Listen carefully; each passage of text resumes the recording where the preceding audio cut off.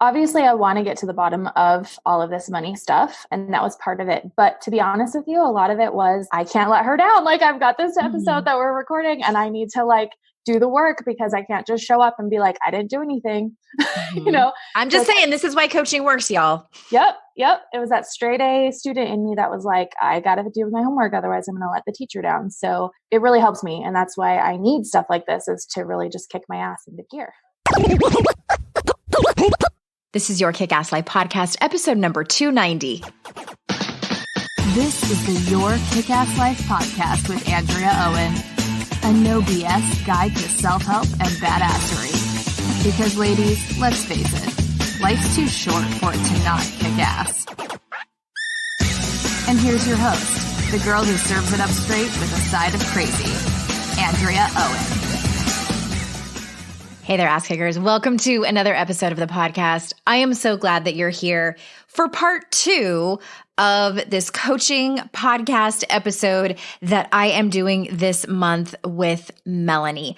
Last week, episode 289, was the first part of this 2-part, and we're talking about money. The reason that I had Melanie on again for a follow-up is because money is loaded for a lot of people. Melanie is no exception to this. And last week I had that intuitional feeling where I was like, I don't think that it's going to be enough for me to just grab an update from you and talk about it at the end of the episode. Therefore, I am bringing her back on to talk about the lengthy homework assignment that she had. And what I would love from y'all is to let me know if you like these episodes. I know we haven't really jumped into too many of them. A few episodes ago, episode 286, I had Rachel on here talking about up-leveling. If you haven't listened to that episode, you gotta go check that one out. And then, of course, we're having these two with Melanie. Next month, we are having Colleen on talking about boundaries, another completely relatable episode, I'm sure. And I just would love your feedback. Do you like them? I'm still also going to swing back and bring you another conversation about shit that matters with unqualified people. I love those episodes as well. And it's important for me to have your feedback and let me know which episodes you love. If you would like to be coached by moi, by yours truly, here on the podcast in one of these episodes, you gotta be a patron. Thank you to those of you who are patrons. You support this show. Head on over to patreon.com/YKAL. So again, if you didn't listen to part 1, you need to go listen to it now, episode 289, or else this won't make a whole lot of sense to you. The last thing I want to mention before we dive in, of course, you can fill out an application over on Patreon. We open up those applications in September, by the way, for the next round of these particular coaching sessions. But if you would like to work with me a little bit longer capacity in a private setting, that is the only way to work with me for the rest of 2019 and probably into 2020. I'm writing my 3rd book, which I can't even tell you how excited I am about this. But that being the case, I'm not doing any group programs for the rest of this year and into 2020. I'm only working with people in a private capacity. So you can head on over to yourkickasslife.com/coaching to check out the different options that I have over there. We can't answer any questions for you. You can fill out an application, see what is best for you. And that's about it as far as the announcements. Super pumped to have you hear this conclusion of this episode around money with Melanie. And without further ado, here is the episode. All right, Melanie, welcome back. Thank you. I am going to say it again because I know some people skip through the intro, that this is part 2 of this coaching session with Melanie. And if you have not listened to episode 289, which was our first round, part 1, please go back and listen to that. This will make so much more sense because it was sort of like a to be continued, because I gave you a lot of homework, didn't I? Yeah. Yeah. I listened to our last episode in preparation for this call because I wanted to make sure that I asked you about everything that I had asked you to do and to see if I missed anything. And I do have one question for you. after you and maybe it won't come out, but I want to know, why don't you just tell us in general how it went? And I'll just kind of check off my list as to all of the assignments I had for you. Yeah, definitely. Well, I've already told you this. I messaged you. I was like, I am having some major resistance to doing the homework. And I have no idea why. My whole life have been like a straight A student. I get stuff done by deadlines. But for some reason I was like, oh my gosh, I haven't done the homework yet. And I would just keep putting it off and putting it off and putting it off. And, I finally did get around to one of the homework assignments was to do some journaling about like women and wealth and just money in general. And I will tell you, I'm not a big journaler. Like I have always wanted to be. I've always aspired to be someone who journals like every day, has these major aha moments and could just write and write and write.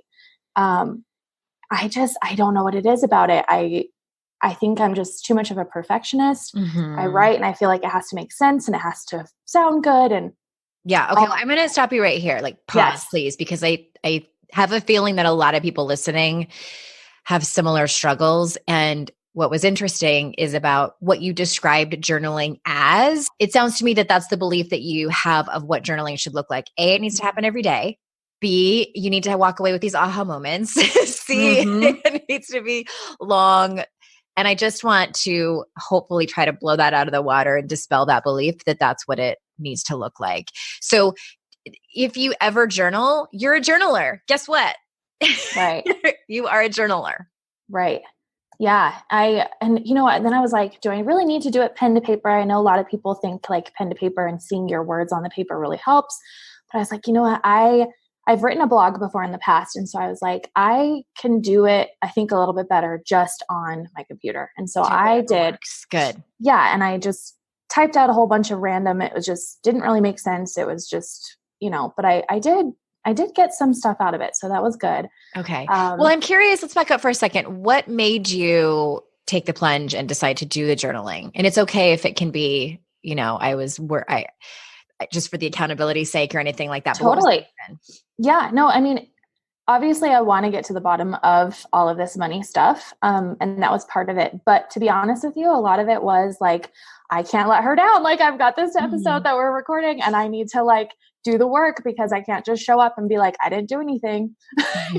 I'm just saying this is why coaching works, y'all. Yep. It was that straight A student in me that was like, I got to do my homework. Otherwise I'm going to let the teacher down. So that it really helps me. And that's why I need stuff like this, is to really just kick my ass into gear. So perfect. Yeah. Okay. So you did finally sit down and do it. And what came out of it?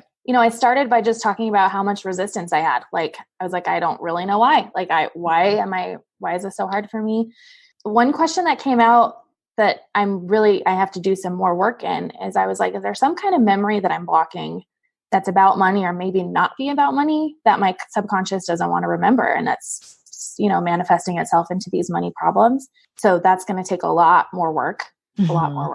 And then another thing was I delved into like my childhood, and not even my childhood, I guess like in high school. I had two friends, and I never really thought that this played much into it, but I had two friends in high school whose families were way more well off than mine. Mine was fine. Like we lived in a very affluent suburban area in Colorado.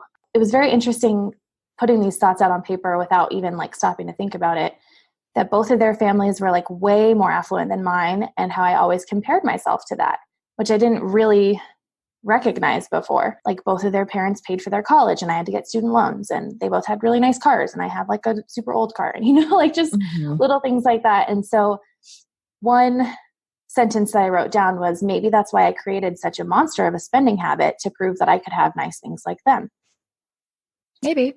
Yeah. So it's going to take a lot more work. And that's one of my biggest takeaways with all of this, is that, it's not going to just be one journaling session and I'm going to like be like, oh, I'm fixed. Yes. It's going to be a long time coming, because I've built all of these beliefs over such a long time.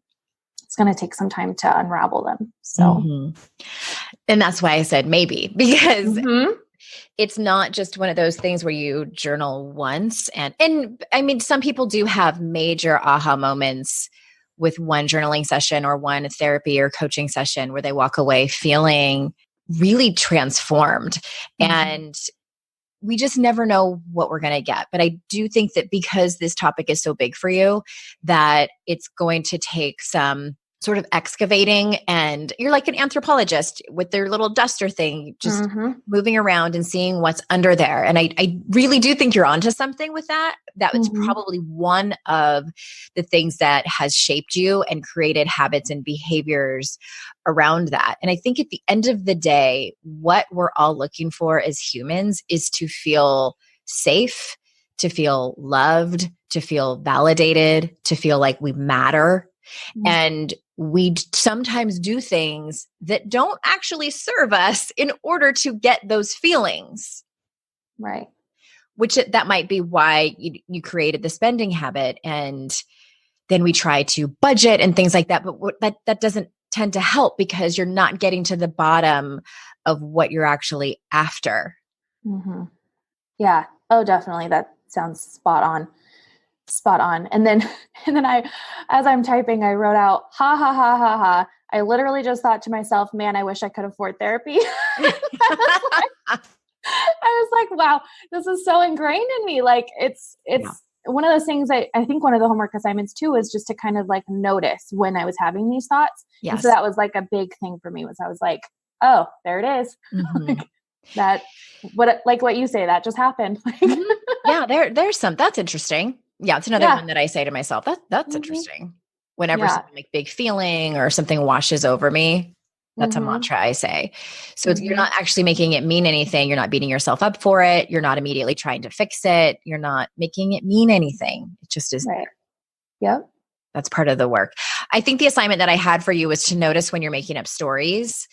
So did any of that happen? Did you notice any? And I had asked you to take that a step further and implement that into your workouts and try to have some kind of somatic body connection that was happening. Were you able to do that? So I did it one time, again, with the resistance. I did it once, and, and it's going to be one of those things that honestly, it's going to take some getting used to, because I felt super silly doing it at first. Yeah, like it is weird.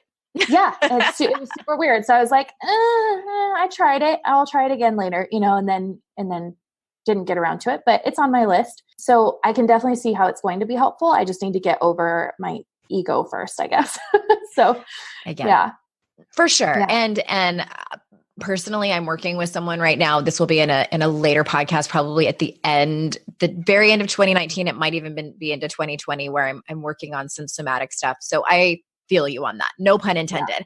Yeah. I feel you in that especially women, which I think is you and probably most of the people listening, we're so used to being all up in our heads and convincing ourselves, I can think my way through this. I can figure this out. When in fact, you probably could go a great distance thinking your way through it. And at the same time, your body keeps the score, your body knows, and it's living inside of your body. That's really the reason that I asked you to do that assignment, is because money is emotional and emotions live in our bodies.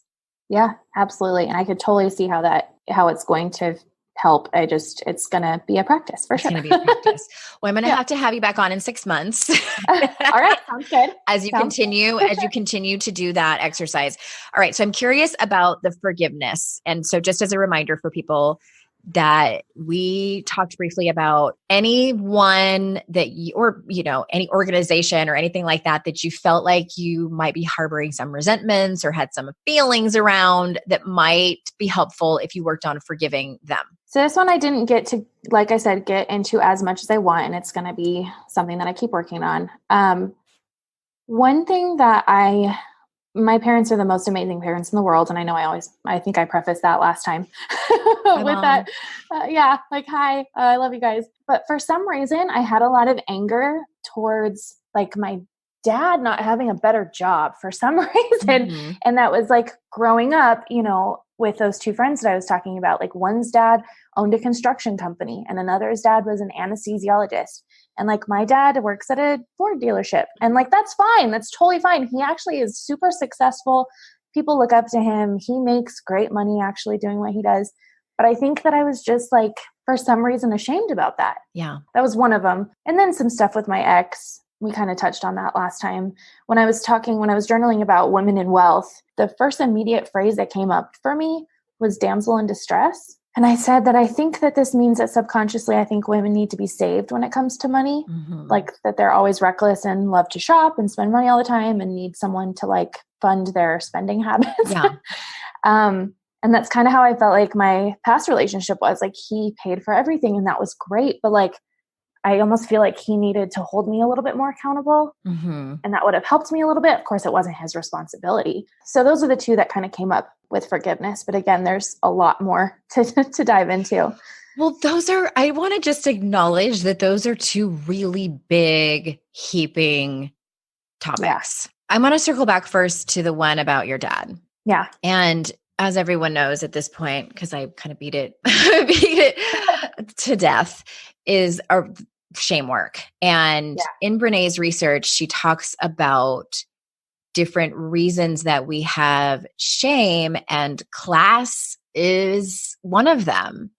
It's, sexual orientation, gender, race, class, and that's what this points to. So I wonder you all know how I feel about the patriarchy, and I wonder if there's, doing a little bit more excavating, and that it's, you're going to feel however you feel. And from where I'm sitting, I think that on the surface, you're holding resentments towards your father.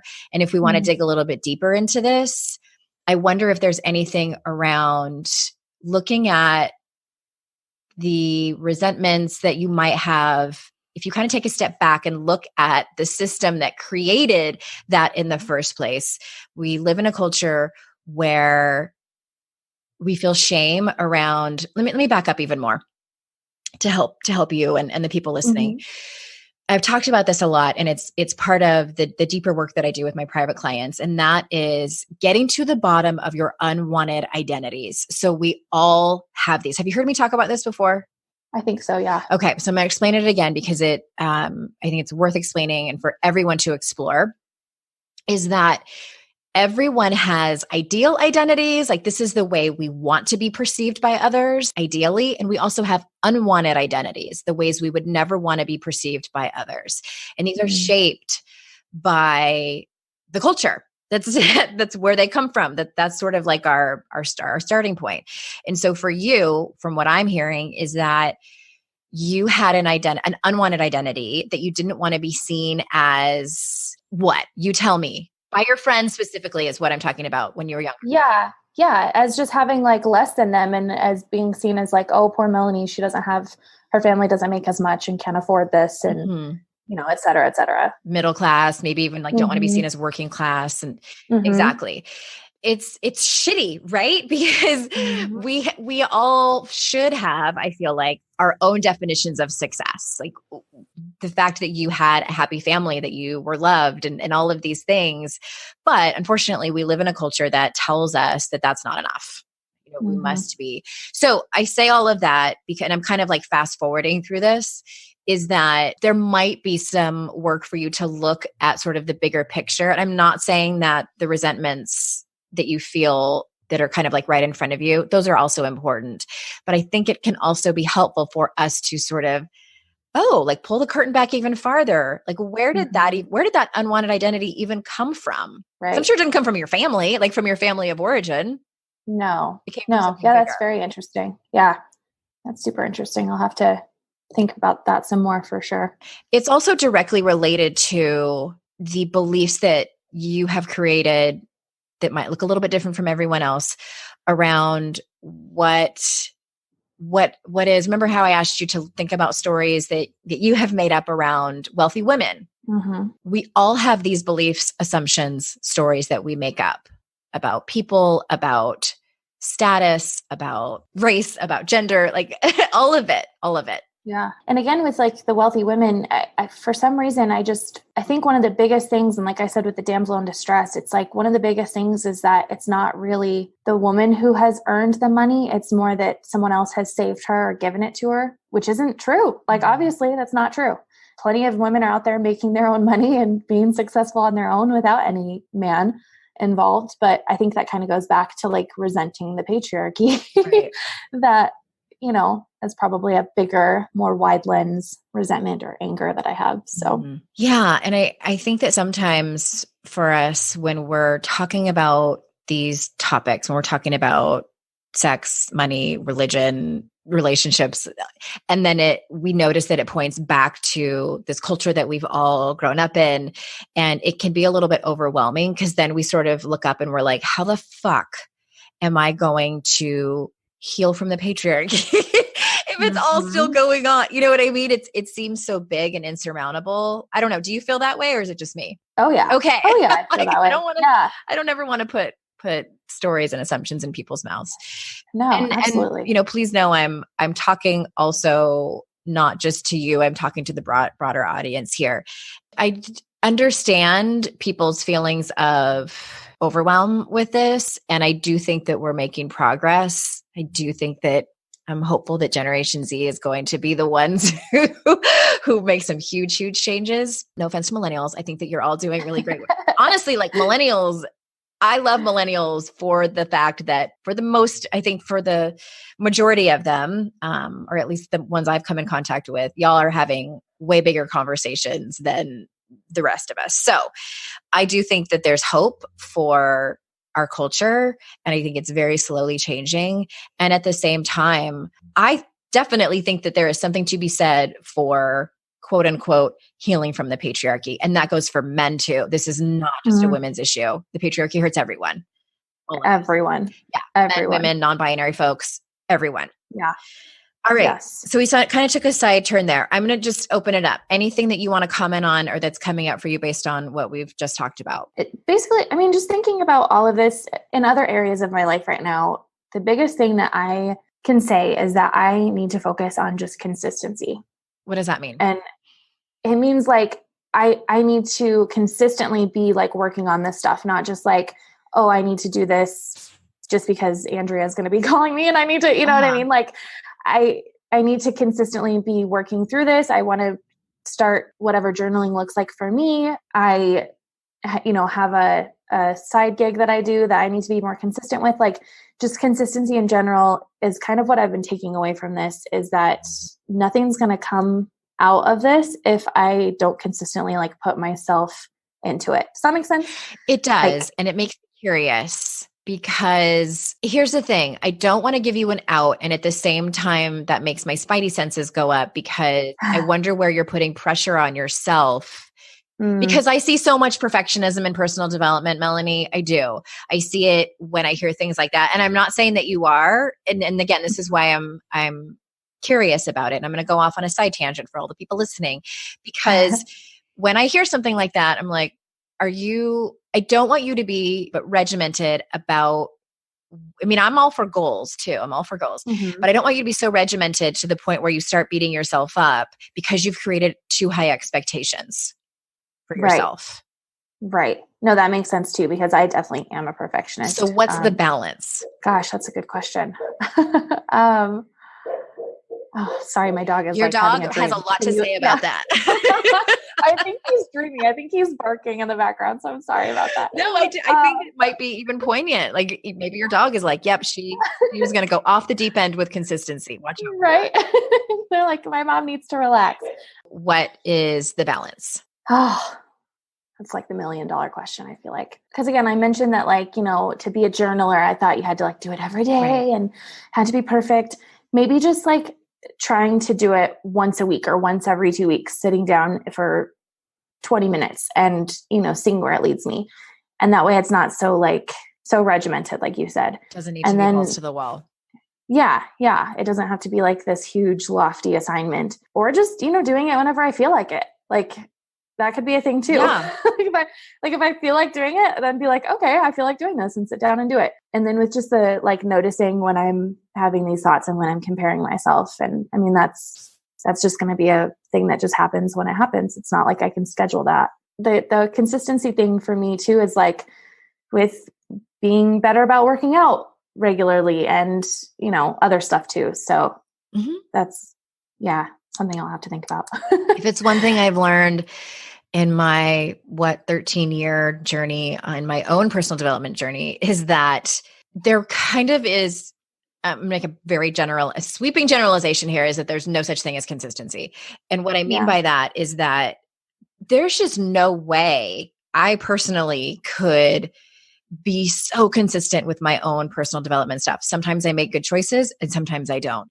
The way I look at it, one of the things that has helped me so much is as I've become more and more interested in phases of the moon, one of the reasons it is so fascinating to me is because it just so happens that the moon phase is 28 days. And it also just so happens that a typical women's menstrual cycle is 28 days. Even when she isn't menstruating, whether she doesn't have a uterus or whatever, or she's, post-menstruation, that we still have this cycle of 28 days. And to me, that is so telling. And it's just like, it's the same as seasons. Like we have 4 seasons, we have 4 phases in our menstruation, we have 4 moon phases. Like it's all the same. And to me, how fucking magical is that? That we as women are so in tune with the earth and the moon. Like, come on. Does it get any more amazing than that? Yeah.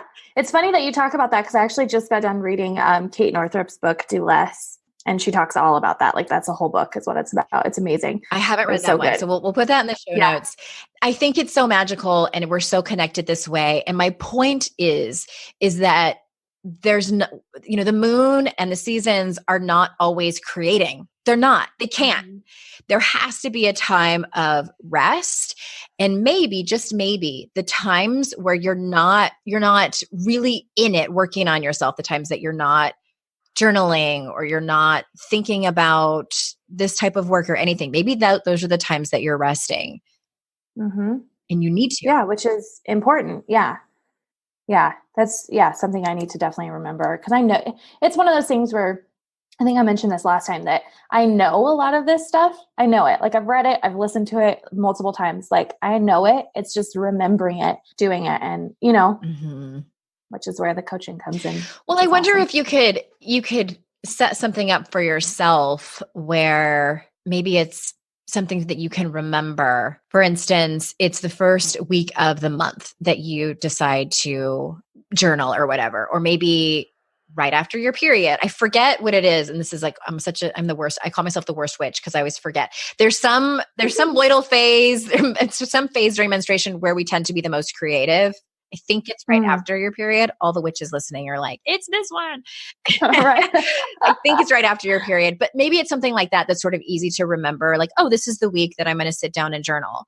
And that's what keeps you accountable. Yeah. No, I actually love that. And I've wanted to get more in touch with my cycle. So yeah, I like that a lot, actually. There's so many things on Pinterest and things like that. And even podcasts, I think that talk about that specifically. And really quick too, just a shout out to my best friend.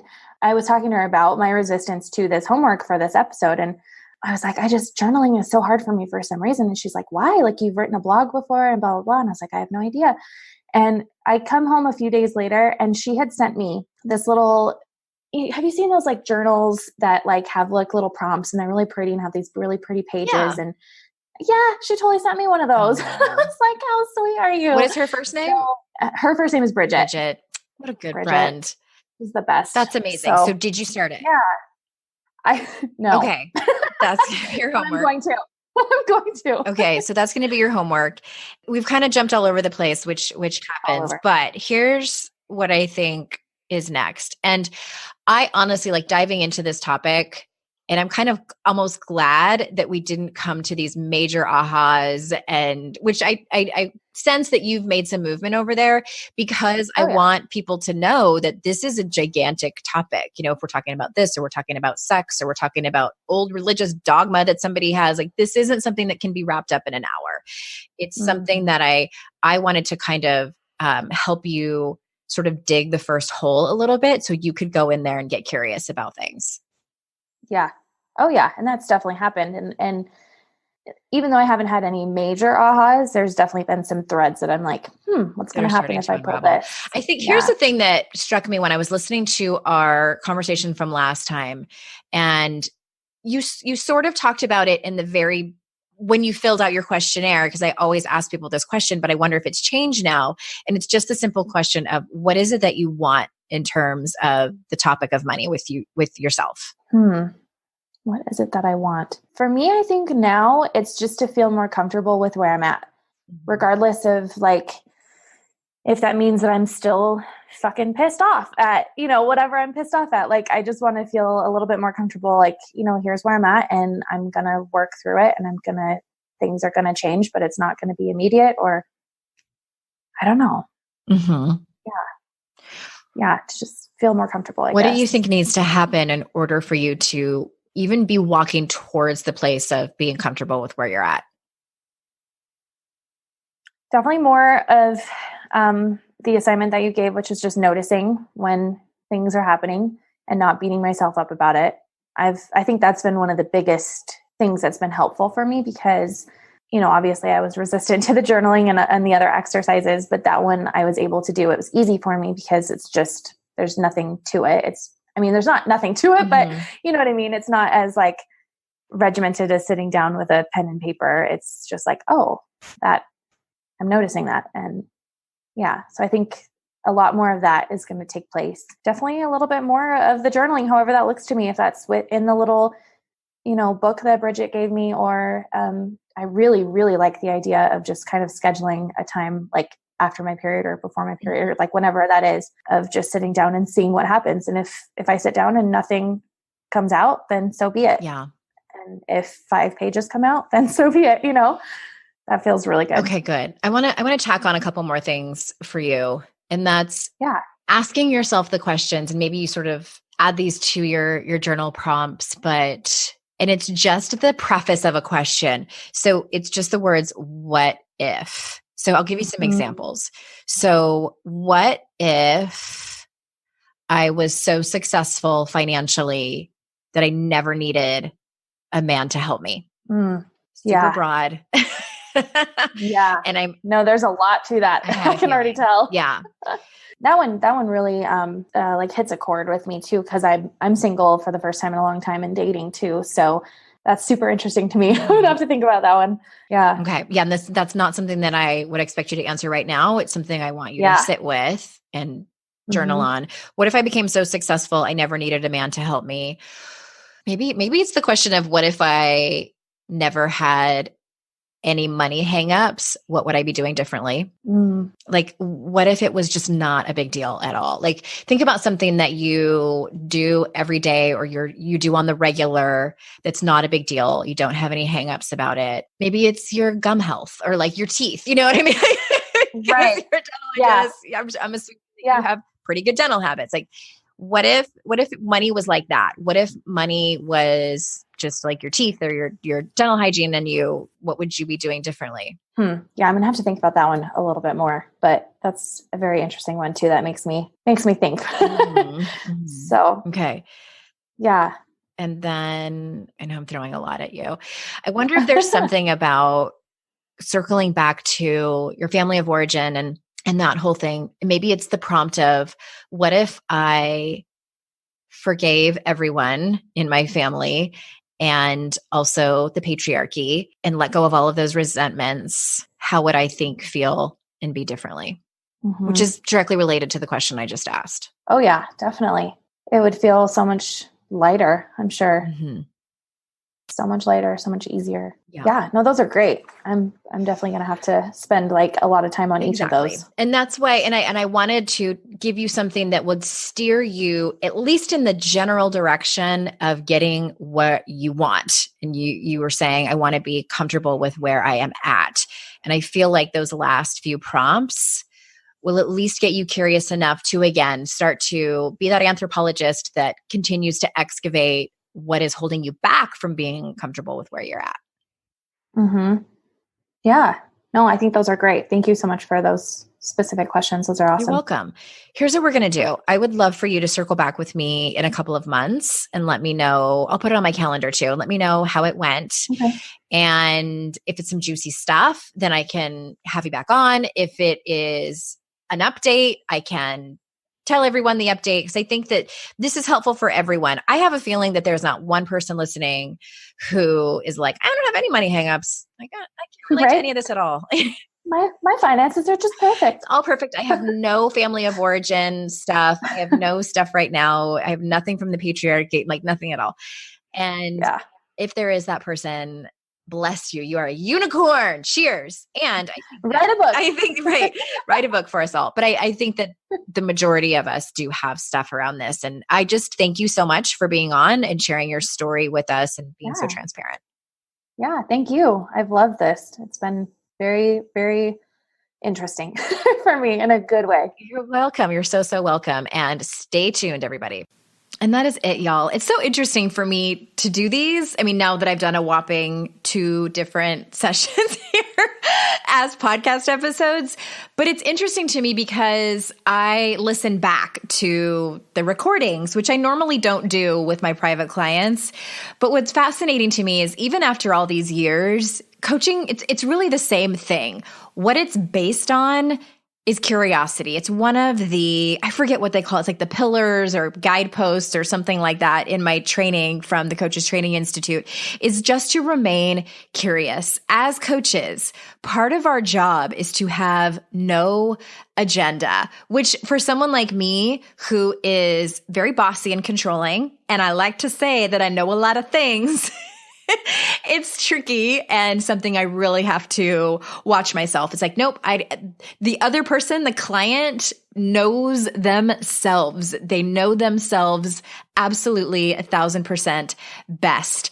And the majority of the time, I have no idea where the conversation is going. And a lot of times it ends up going in a direction that I could never have even guessed that we would have gone in that direction. You will definitely see that in the couple of episodes that are coming up in the next couple of months. That is the beauty of coaching. And so I hope that you were nodding along with these last 2 episodes with Melanie and that you could relate to some of the struggles that she had. And again, if you would like to be coached by me here on the podcast, head on over to patreon.com/YKAL, where we are opening up applications again in early September. So thank you again for being here with us. I know how valuable your time is, and I am incredibly grateful that you choose to spend it here. And until next time, ass kickers, I will see you all out in cyberspace. Bye-bye.